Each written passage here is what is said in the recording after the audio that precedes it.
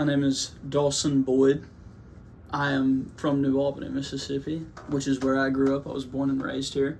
I went to school at the New Albany School District, played sports there. I was also in band, but I'm most known for running cross country in school.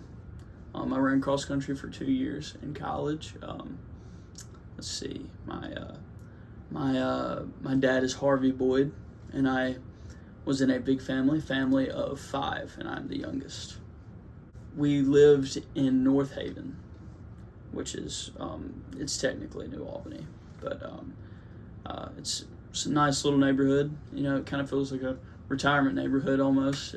Not a lot of people our age in the neighborhood, but it's still a very good neighborhood.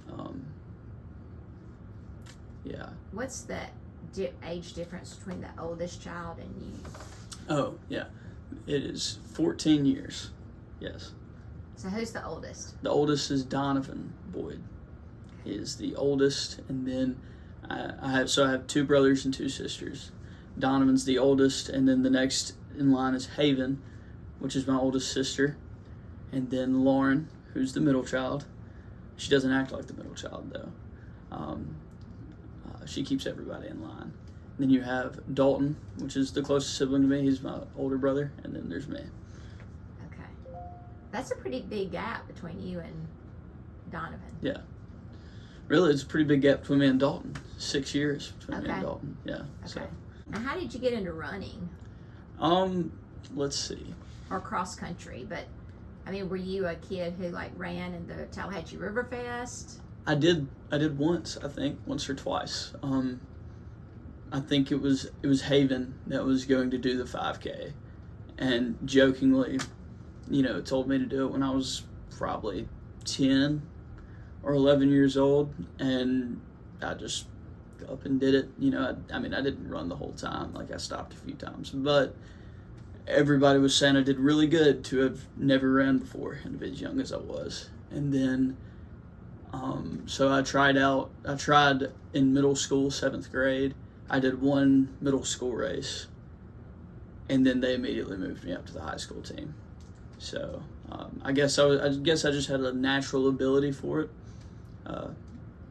And yeah, I played football and other sports and stuff too, but by about 9th grade, I'd realized that the sport I could take the furthest was cross country and track. Who were your coaches in those sports? So for cross country, I had Miss Laney, I can't remember her first name. It's Coach Allison? Yeah, Allison Laney. Yes, ma'am. She coached me in cross country from 8th grade to 8th grade through junior year, and then Coach Austin Epting, he coached me my senior year in cross country, and then in college I was coached by Coach Laney at Blue Mountain, and then Coach Aaron Height at Northeast, and then track was Austin Epting. And what was your event in track? I did a little bit of everything, but it was usually the mile, the 2 mile, and the 4x800, which is when 4 of us run 2 laps. Okay. So that got you to college. You had scholarships? Yes, ma'am. Okay. Yes, I ran 1 year at Blue Mountain and decided I wanted to go a little different path or try something different. So I went to Northeast and ran for a year, and then I got my associates, and then after that I just started focusing on wrestling. What did you get your associates in? Communications. Okay. And do you work in that field right now? No, ma'am. Right now I work for the state. Okay. What do you do right now? So right now I am inspecting, like, for the petroleum division. Okay. Like, I inspect the gas and gas stations. Okay. Check the water levels and stuff. I am a professional wrestler. I go by the name Eli Knox. And Eli Knox is someone from Beverly Hills, California. He is rich, little self-absorbed, little arrogant. carries himself with his chin a little too high. I've been wrestling for 2.5 years now. I started in EPW wrestling, which is in Booneville, Mississippi, of all places. And I started training in 2023, and I had my first match there in May of 2024. And I've just been wrestling since. Just when I was a little kid, every week my granddad was watching wrestling. WWE came on Monday nights and Friday nights, and every Monday and Friday night he was watching it. And so that just became a thing. I would stay over Monday nights and Friday nights and watch wrestling with my granddad. And everybody kind of grows out of it for a little bit, but once I started watching again, I don't know, it just stuck with me. And then I watched it all throughout middle school, high school, and then after I graduated, I knew I was going to be running and stuff in college, but I just felt the urge to look into where to train, where I could find a way into it, and I found EPW Academy. What is EPW? Okay, EPW is a wrestling promotion in Booneville, Mississippi. They do TV, and they're on YouTube, and they have a training academy for anyone who wants to try to become a professional wrestler. And we trained like 2 to 3 times a week, every week, and it's also it's a good company for younger wrestlers who are trying to, I guess you would say, hone their craft, and they give a lot of opportunities to those younger wrestlers and a lot of people. It's a good growing platform for a lot of young wrestlers, especially with it being TV, learning how to work on TV as a wrestler. How many people would you say are training there right now? There's probably 4 to 5. Okay. It always fluctuates. Sometimes there's only like one person. Sometimes there's a whole group. But the thing is, it's not an easy thing to pick up. It's not as easy as you would think, and it's very physical. It's very rough. It's very mentally straining, I guess you would say. So a lot of people will do it a few weeks or a few months and then realize it's not really for them, and that's fine. It's just it's a very tough thing. So the number of people in the academy is always kind of changing. And so are these the people that kind of help you develop your character and just everything that goes along with that? Yes, ma'am. Yes. When you do the academy, you do everything from like learning the wrestling, learning the physicality, the roles, the footwork, but also character work, acting.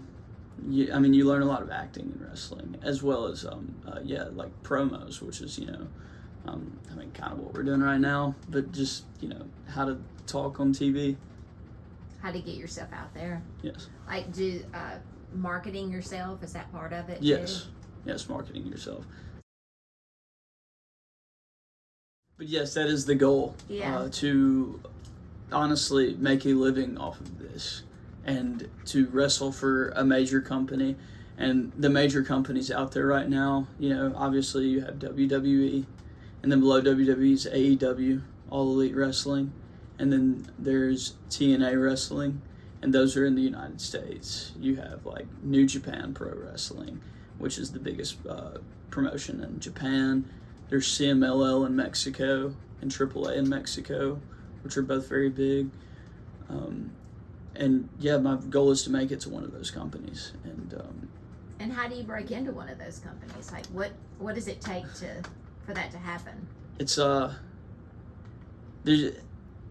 funny because there's really no like clear answer. And I've heard from doing seminars with people who are in those companies, recruiters. Sometimes there is no answer. There's so many people who have the right look, the right size, the promo ability, and they never make it.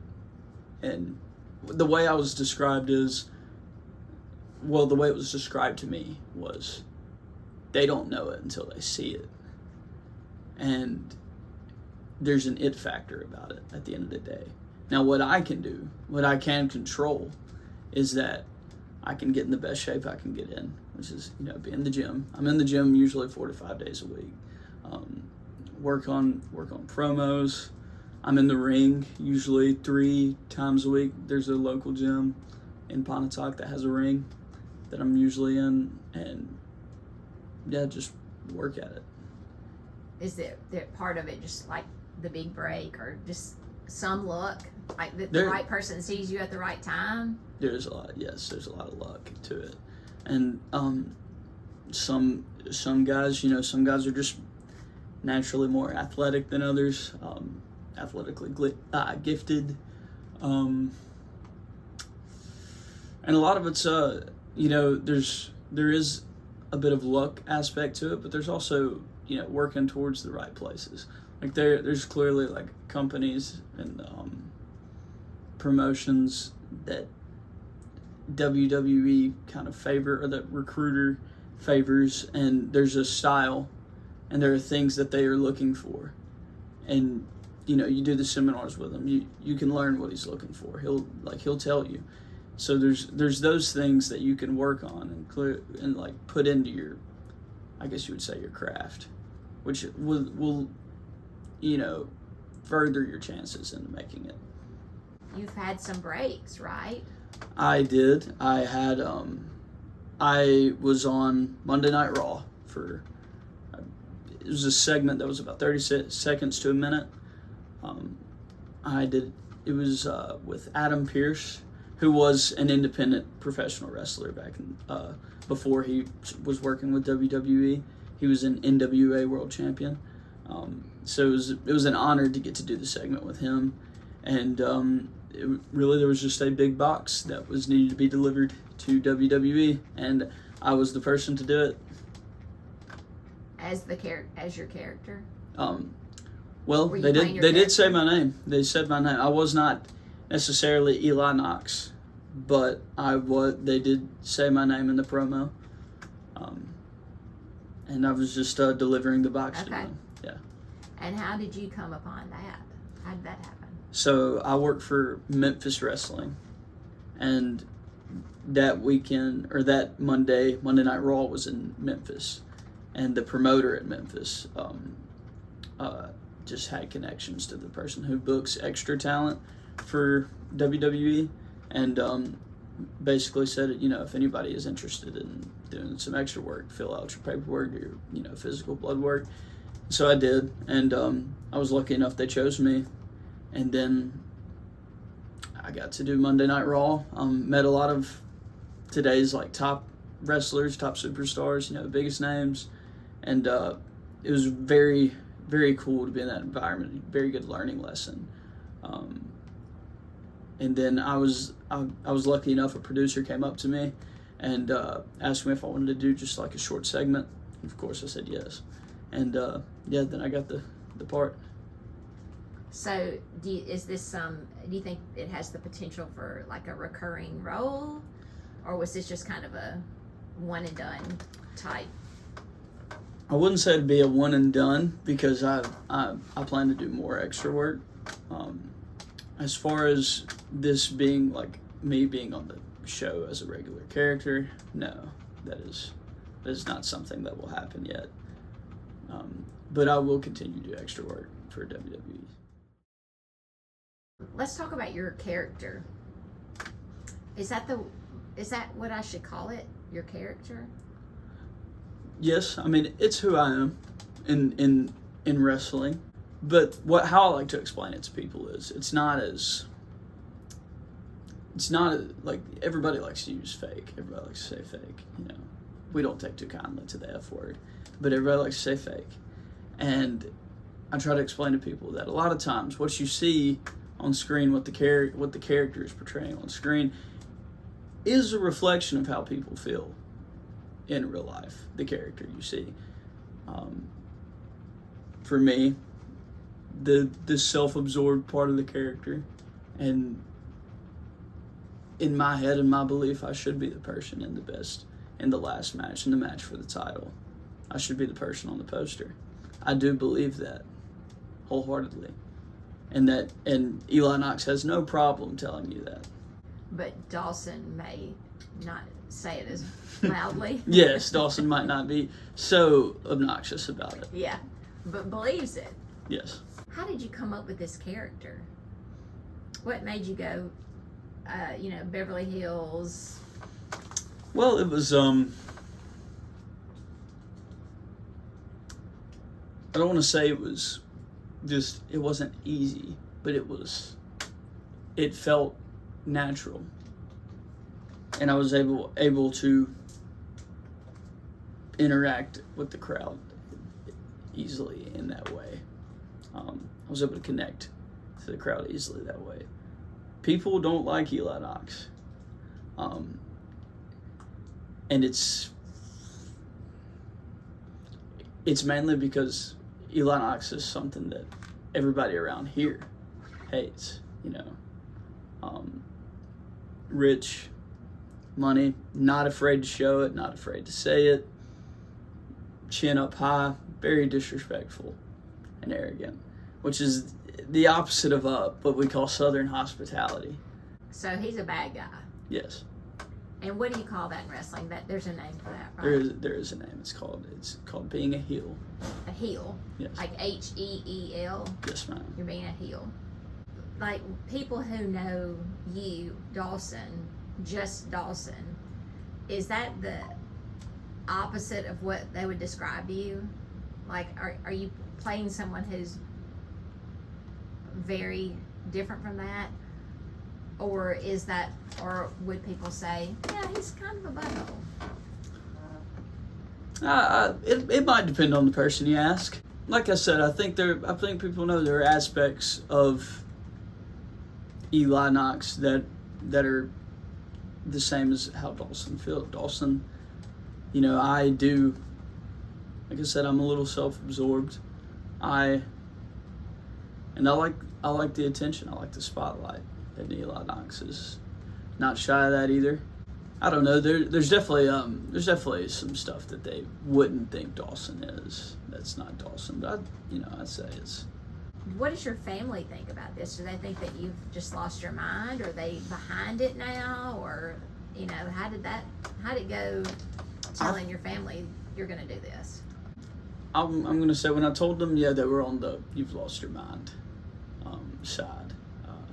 But I think them seeing it become what it has, it coming to fruition, they're behind it. They still think I might have lost my mind, but they're behind it, and they're supporting. What about the name Eli Knox? Where did that come from? Well, funny enough, it was everybody calls me Dawson, and so one of the promoters at EPW, when it came time for my first match, they he found out my first name was Eli. He liked Eli. And then he sat there for 5 minutes just jabbering off names.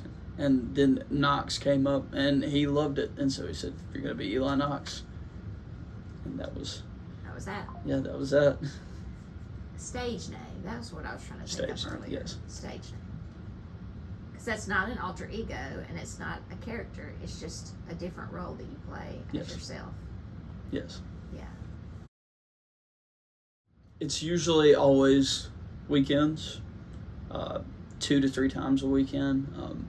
There's the occasional Thursday night show, depending on where you're at, Friday night shows, but it's usually 2 to 3 times a weekend. Now, the company in Boonville, you said it's called what? EPW. EPW. Do they represent you, or do they book your shows for you, or do you do that on your own? I do that on my own because Okay. I am an independent wrestler, so I'm not contracted by anybody. Okay. But there are, like you said, with the EPW and Memphis Wrestling, those are 2 TV promotions that I'm heavily involved with. And is it like family friendly? Yes. Okay. Yes, it is. It is a family friendly show. It's a great thing to bring the family to. I think because at the end of the day, wrestling is for kids. But I mean, I mean, it's obvious still for grown-ups too. It's just that, the kid never left them. Yeah. I think that's what's great about wrestling. Do these crowds, they hate you, right? Yes. They hate you. And so what is it like when you are at this, let's say you're in Boonville, a small town, 150 to 200 people there, and I mean, you're right there with these people. I mean, you're not way high up or very far away. So, like, what is it like when these kids are just screaming at you? They hate you. What is that? How does that feel? It feels great. I don't know how to explain it. It is great. You succeeded. Yes, I've succeeded. I've done my job, which was to get them to hate me. And everybody hates it when you walk so arrogant and talk so arrogant, and then you still win. That gets under their skin. And EPW it's not the biggest building. It's a decent sized building, but everybody's in there, and the energy feels compact. So it's a very high energy, intense feeling, and the adrenaline gets up when you're out there. The booze. That's what I'm looking for. The more booze, the better. Yeah, the more booze, the better. Do they have signs up? Yes, usually. Where they hate you. Yeah. And what else do they call? Don't they call you something else too, other than Eli? The gold standard. The gold standard. Yes. Okay, the gold standard. That's a because your moniker. costume is gold. Yes. Okay. Lady, is there somebody that's like your rival? I've had a few. My main rival that I've wrestled with the most. His name is Wonder Boy. He is a superhero. And I have wrestled him more times than I could count in the past 2.5 years. I also trained with him at the academy, so it goes back a long time. So he's a goody two shoes. Yes, very goody two shoes. Thinks everybody needs saving. He calls me an evil doer. And then there's another person I've been feuding with at EPW recently is Marco Harris, and he is a very athletically gifted talent. He just got back from Minnesota. He got invited to a WWE tryout. How do you make money doing this? Well, that's a big one. Merch is a big money maker. The main way is doing merch and doing a lot of shows. And, you get paid per show? Yes. And another thing is knowing your worth. Don't let a promoter underpay you. Know how talented you are. Do you get paid more if you win, or you get a set fee? It's usually a set fee. So to win is just for your own pride and moving up in the world? It doesn't mean more money? No, it doesn't, no. That's the thing. You know how we talked about earlier, there's no clear-cut path to WWE or any major company. So sometimes knowing what the next step is shooting in the dark. Sometimes you feel like you're on a good wave of momentum, and then like a month later you're like, man, what happened? And that's just how like wrestling is. But I would say the next step, I think what I'm working towards the most is there's a program called WWE ID, and it is there's a WWE recruiter who scouts the indies, which is the independent wrestling scene, and he's scouting for independent wrestlers to sign a WWE contract. However, we would still wrestle on the independent scene, but we would be under the WWE, and they help with funding. They would help with your paying for your gear and travel and stuff like that. Then there's a show WWE does. It's called Evolve, and it is their second developmental show, and you would most likely be featured on that. So that is what I'm working towards right now. Comparing this to other sports, it would be like in baseball, you've got like minor leagues, and you are still playing for like the Cardinals, but you're playing in this league until they call you up. Yes. Is it kind of like that? Like they're watching Yes. you, and the better you get, the better your chance is that they're going to pull you up into the big leagues. Yes. Yeah, because like you have WWE Monday Night Raw and SmackDown, and then that's what you call the main roster. And then below that is WWE NXT, which is their developmental brand. Okay. And then you have Evolve, which is another developmental brand that has like the ID talent, which are, you know, independent wrestlers and other talent as well. You know, not all of them come from the ID program. Okay. A lot of them are like college athletes that were recruited. Okay. WWE recruits a lot of college athletes. Okay.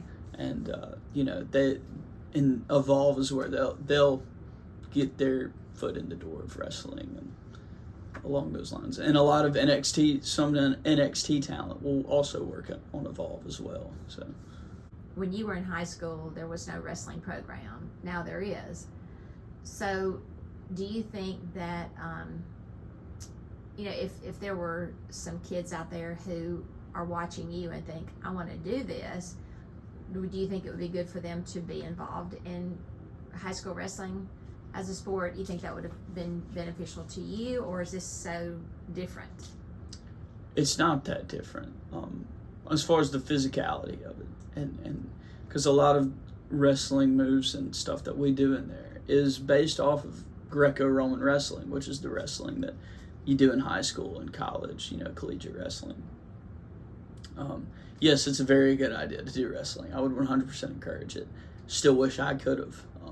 And hopefully one day plan to take amateur wrestling classes. I would say do wrestling and then do theater. Theater is a good idea. Did you ever do theater? Funny enough, no.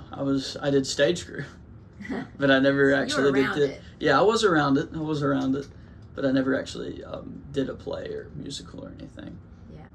If there was one other sibling in your family who you would pull in to be your sidekick on wrestling, well, who would it be? That's a hard one. I've never been asked that. Wow, that's a hard one. Let's see.